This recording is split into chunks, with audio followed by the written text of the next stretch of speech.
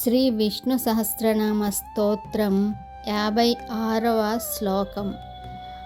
అజో మహర్షః స్వభావ్యోజితమిత్రః ప్రమోదనః ఆనందో నందనో నందః సత్యధర్మ త్రివిక్రమః.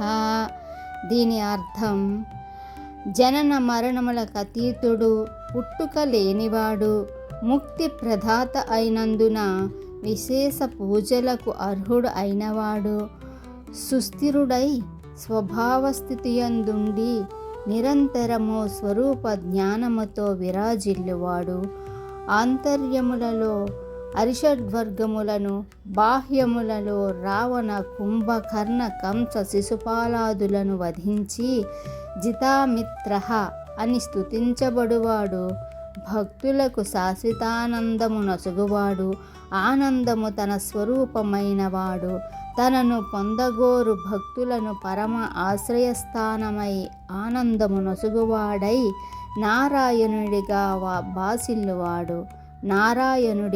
బాసిల్లువాడు, విషయ సంబంధమునకు దూరముగా ఉండేవాడు, సత్యము, అహింస, కరుణ, త్యాగము,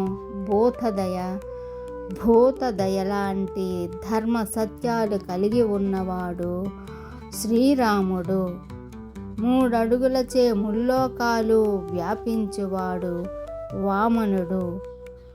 భగవానుడు శ్రీ మహావిష్ణువు. 57వ శ్లోకం. మహర్షి కపిలాచార్యః కృతజ్ఞో మేదినీపతిః త్రిపద శ్రీదశాధ్యక్షో మహాశృంగకృతాంతకృత్. మహర్షి కపిలాచార్య కృతజ్ఞో మేదినీపతిః త్రిపద శ్రీదశాధ్యక్షో మహాశృంగకృతాంతకృత్.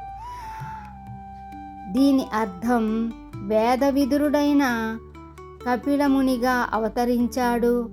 కార్యరూపమైన విశ్వము, కారణము చైతన్యమైన ఆత్మ రెండూ తానైనవాడు.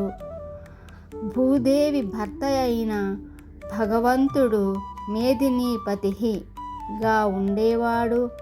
ఆ అకార, ఓ, ఉకార, మకారములనడి 3 పాదములు కలిగి వాటిని అధిగమించి తన స్వరూపమున విరాజిల్లువాడు.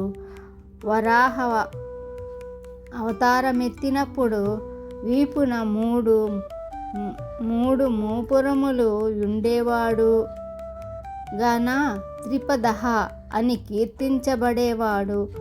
జీవులను బాధించు జాగృత్, స్వప్న, సుషుప్తి వ్యవస్థలకు సాక్షి అయి త్రిదశాధ్యక్షః అని కీర్తించబడువాడు.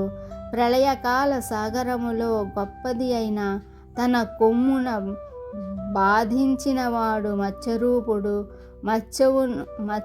మృత్యువును ఖండించువాడు భగవానుడు శ్రీ మహావిష్ణువు.